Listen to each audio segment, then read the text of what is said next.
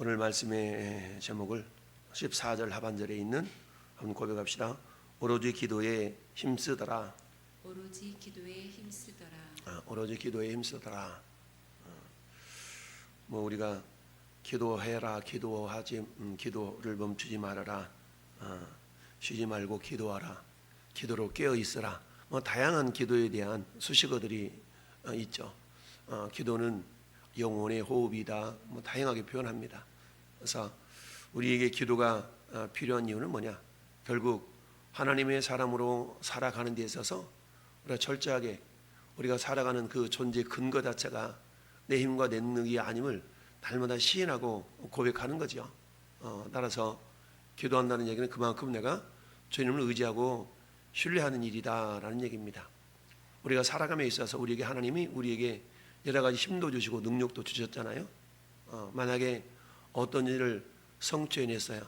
근데 그 일을 기도하고 성취한 것과 기도하지 않고 성취한 것과 결과는 똑같다 할지라도 만약에 내가 기도하고 어떤 일이 이루어졌으면 기도했더니 하나님 도우셨어 라고 먹든지 마시든지 무엇을 하든지 하나님께 영광을 돌리라, 영광이 돌리게 하라, 이 말씀대로 이루어지게 되겠지만 내가 기도하지 않고 그러다면 역시 내가 공부를 열심히 했지, 내가 일을 열심히 했지, 이런 식으로 영광을 자기한테 돌리게 되죠. 물론 열심히 하지 말라는 것도 아니고 공부를 열심히 하지 않는다는 것도 아니지만, 그러나 이 모든 것들 마치 우리가 신명기 8장에서 이스라엘 백성들이 가나안 땅에 들어가서 너희가 짓지 않은 거주하는 성읍을 얻게 되고 포도원을 얻게 되고 막 이렇게 할 때에 너희 속으로 생각하기를, 내가 이 손으로 이걸 얻었다 말할까 함이라. 너희는 기억하라. 너에게 그 모든 것들을 얻을 능력을 누가 줬는지 기억하라 라는 말씀이 있죠. 그러니까 우리가 기도한다는 것은 결국은 하나님이 우리를 이 땅에 존재하게 하신 그 존재 목적을 이루어드리는 하나님의 방편일 수가 있는데, 그만큼 중요함을 말씀하고 있어요. 그래서 보통 사도행전은 성령 행전이다, 성령 역사를 계속적으로 나타나는 사도행전 2장 이후로 성령 강림 사건 이후로 결국은 성령의 이끄심에 따라서 이루어가는 모든 능력들, 결과들을, 열매들을 보게 되는데, 그 가장 근거가 뭐냐? 결국은 우리 예수님이, 내가 너희에게 4절 말씀 볼까요? 앞에 4절 시작. 사도와 함께 모이사 그들에게 분부하여 이르시되 예루살렘을 떠나지 말고 내게서 들은 바 아버지께서 약속하신 것을 기다리라. 아멘. 약속하신 것이 뭐냐? 결국 성령 강림, 성령 세례를 말씀하고 있죠. 그러니까 성령님은 오순절 마가다락방에 임하여서 믿는 자들 속에 내주하시기 전까지는 성령의 역사가 있었지만 일시적이었고 임시적이었다라고 말하지 않습니까? 그러니까 성령님은 때로는 구약시대에 사울 왕에게도 임했었고 다윗에게도 임했었고 이랬지만, 그 성령님은 내주하시는 성령님이 아니라 일시적으로 역사하셨던 그런 성령의 역사를 우리가 이해하고 있는데요. 신약시대의 오순절 마가다락방에서 임했던 성령 강림 사건 이후에 성령님은 저와 여러분들을 우리가 요한복음 14장에서 묵상했던 것처럼 보혜사, 또 다른 보혜사로서 우리 안에 내주해 계시면서 하나님의 뜻을 이루어 드릴 수 있도록 우리를 돕는 자다라는 이야기죠. 오늘 본문은 예수님이 승천하신 이후에 함께 모인 제자들의 모습이 나옵니다.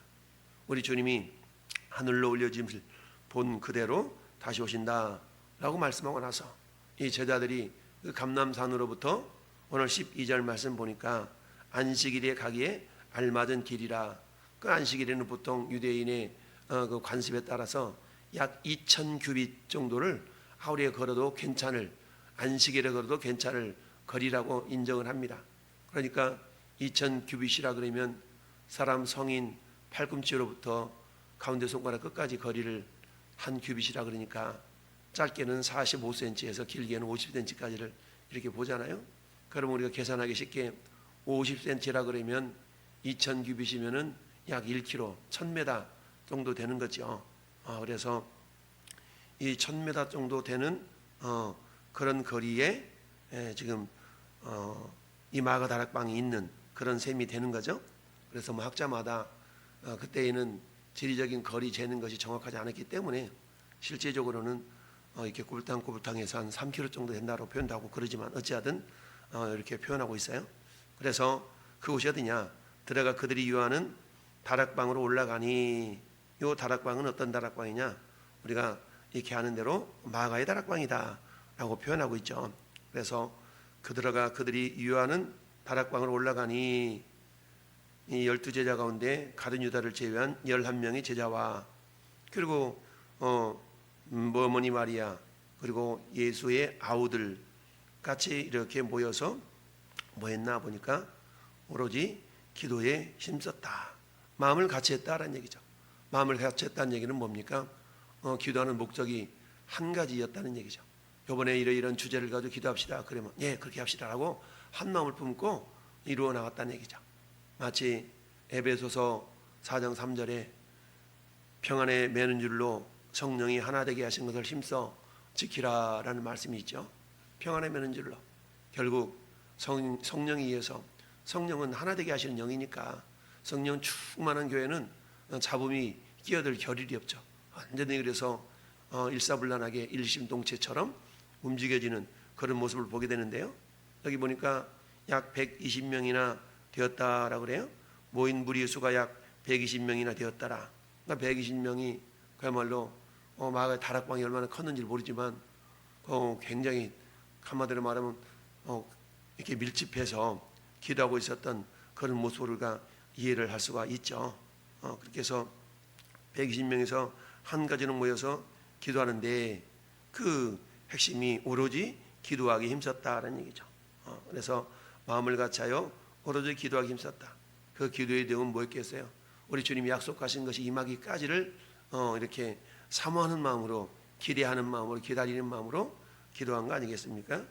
이처럼 우리가 전념했다, 전념했다, 힘썼다라는 말은 전념하다라는 그런 의미가 있는 단어인데요. 프로스 칼테레오라는 그런 단어인데 이것은 몰두하다, 헌신하다, 집착하다, 힘쓰다 이런 의미가 담겨져 있는 단어입니다.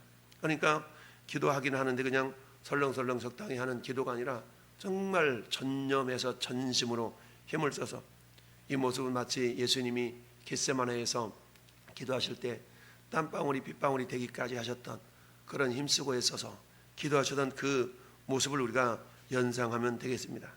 이처럼 오로지 기도하기에 힘썼다. 그러니까 그들이 모여서 행했던 일, 다양한 일들 있었겠지만 한마디로 말하면 기도하는 일에 전념했다라는 얘기를 합니다. 그렇습니다. 우리도 역시 마찬가지죠. 서두에 말씀드렸던 것처럼 어떤 일을 행함에 있어서 굳이 기도하지 않아도 우리가 행할 수 있는 일이 얼마나 많습니까? 다양하게 많잖아요. 그런데 그렇게 행했을 때 그 결과는 결국 내가 이렇게 해서 결국 그 주인이 누구야? 내가라는 얘기입니다. 여러분, 저 하늘에서 사단이 어떻게 만들어졌습니까? 사단은 내가 하늘의 보좌 위에 무별 위에 내 보좌를 세우리라. 내가 주로 자신이 그런 말이죠. 그러니까 내가 드러나게 하는 일, 이 모든 일들이 결국은 뭡니까? 우리의 주인이 되신 우리 예수 그리스도를 배제한 그런 일들이기 때문에 결코 이것은 하나님께서 기뻐하신 일이 아니다라는 얘기죠. 그래서 우리가 오로지 기도하기 힘썼다라는 말은 예수 그리스도를 내 인생의 절대적인 구세주요 주인으로 인정하며 살아가는 그런 어떤 삶의 자세가 된다라는 얘기인데요. 그러면 언제 주님을 내 주인으로 섬기며 살아야 되나? 이럴 때는 아니고, 이럴 때는 기구가 아니라 쉬지 말고 기도하라. 쉬지 말고 기도하라는 얘기는 뭡니까? 이건 다른 말하면 범사에 기도하라, 이런 의미도 해당되겠죠.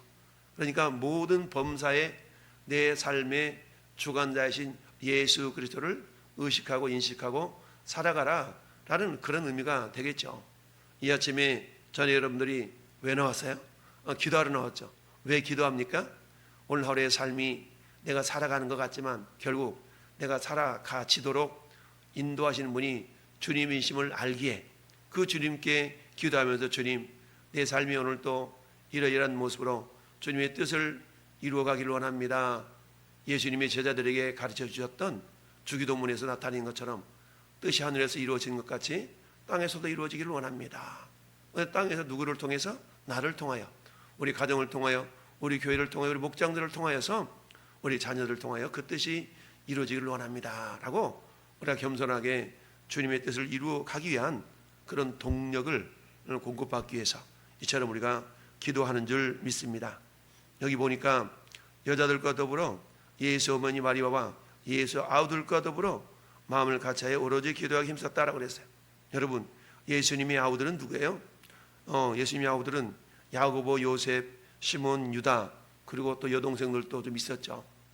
그런데 여기 보니까 야고보는 야고보서를 기록한 사람이고, 그 다음에 유다는 유다서를 기록한, 그러니까 예수님의 형제 동생들 가운데 야고보서와 유다서를 기록한 두 저자가 예수님의 동생들이었다는 얘기죠. 근데 처음에는 어땠어요? 예수님을 메시아로 인정하지 않았잖아요. 예수님을 인정하지 않았어. 그러면서 막 심지어는 비꼬는 말투로 말 들이놓고 다니지 왜 그래 막 이러면서 그러기도 하고 그랬잖아요. 그랬댔는데 결국 예수님이 십자가 죽으신 이후에 부활하심으로 말미암아서 이 동생들한테 믿음이 들어간 것을 우리가 알 수가 있습니다. 그런 동생들이 결국 같이 모여서 기도의 자리에 연합하고 있는 걸 봅니다. 이걸 통해서 우리가 알 수 있는 건 뭡니까? 우리의 전도의 대상, 그러니까 예수님은 예수님의 형제들이었던 그런 아우들이었던 애들이 처음에는 그 형을 메시아로 믿지 못했다가 결국은 믿게 되지 않습니까? 그랬는데 어때요? 이런 기도의 자리에 이 동생들이 함께 기도의 동역자들로 모여 있는 걸 보게 됩니다. 이런 걸 통해서 볼 수 있는 것은 뭡니까?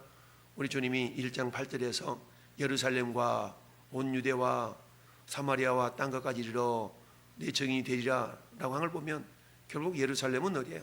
예루살렘은 나 중심으로 생각한다 그러면 우리 가족들이라 라고 말할 수 있는 거 아니겠어요?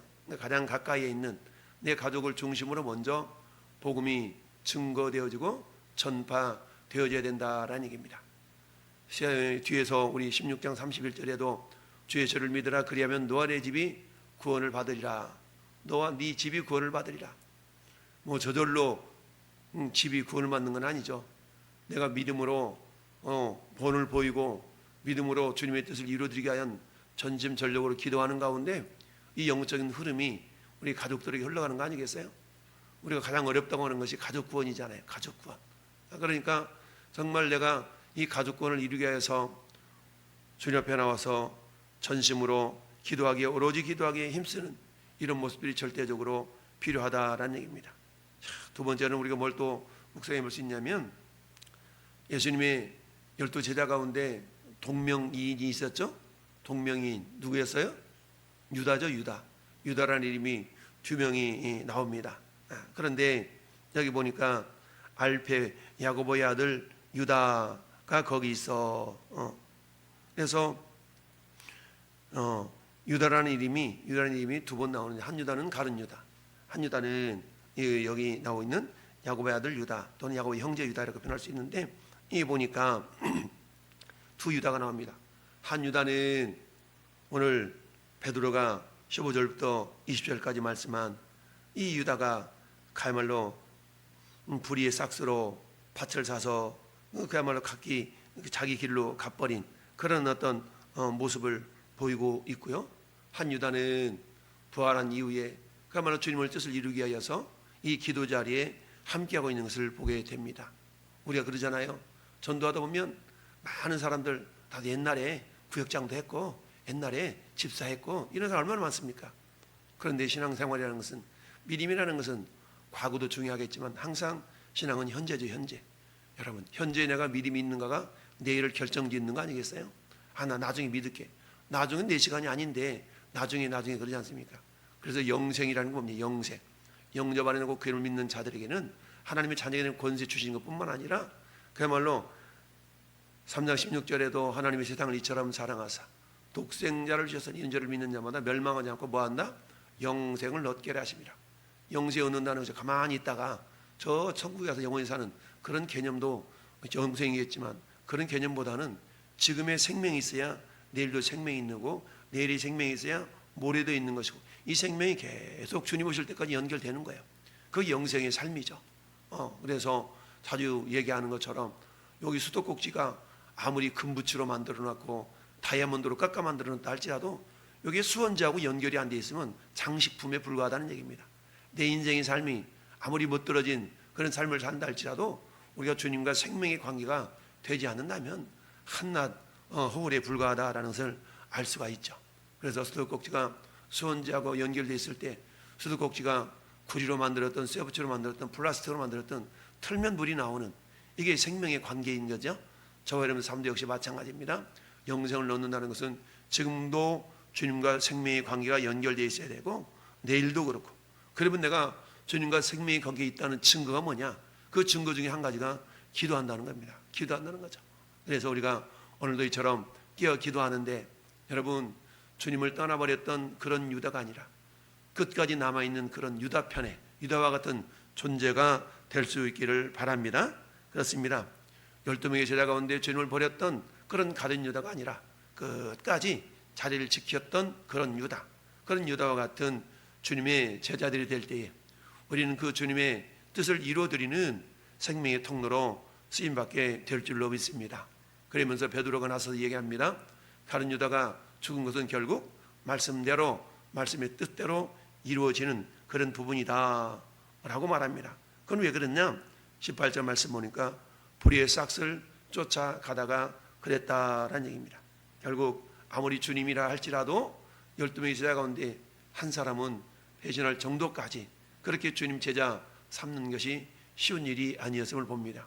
마찬가지로 저나 여러분들이 이 아침에 함께 주님 앞에 나와서 이 기도하는 이 기도의 모습은 마치 이 우리 예배당이, 우리 교회당이 마가의 다락방이 되어서 이곳에 함께 기도하는 모든 기도의 동력을 공급받아서 주님의 선한 사역을 이루어가는, 그래서 마침내 사도행전 29장을 우리가 써내려갈 수 있는 그런 믿음의 주인공들이 될 수 있기를 예수님의 이름으로 축원합니다. 아멘.